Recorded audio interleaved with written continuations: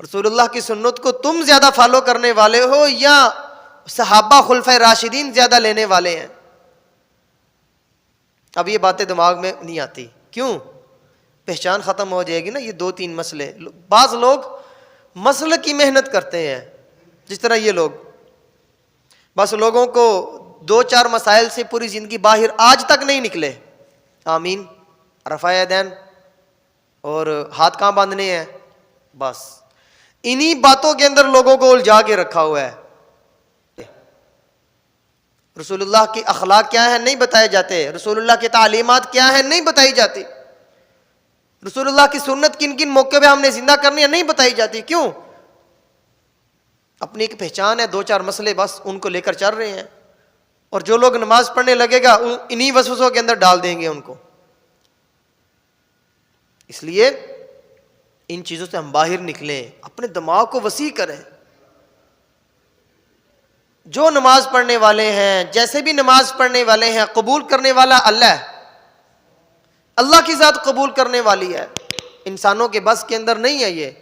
اس لیے جو جیسے نماز پڑھ رہا ہے اس کی نماز اللہ کے ہاں مقبول ہے، اگر اس کی کوئی کمی بیشی نہیں ہوئی.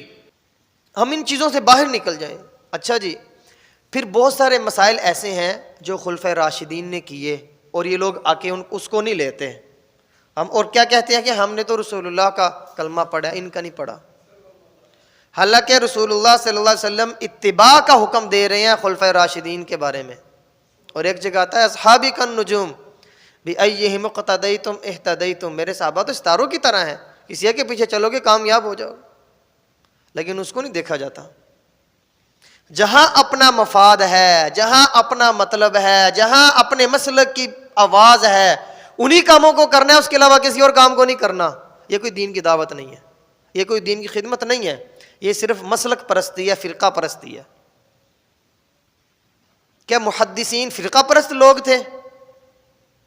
کیا محدثین نے ہر طرح کی احادیثوں کو نقل کیا ہے؟ ان کو نہیں تھا پتہ؟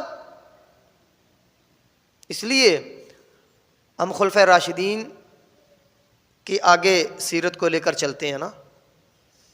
کیوں؟ رسول اللہ صلی اللہ علیہ وسلم کی احادیث کے اندر اختلاف ہے نا، یہ کام کرو، یہ نہ کرو، یہ کرو، یہ نہ کرو.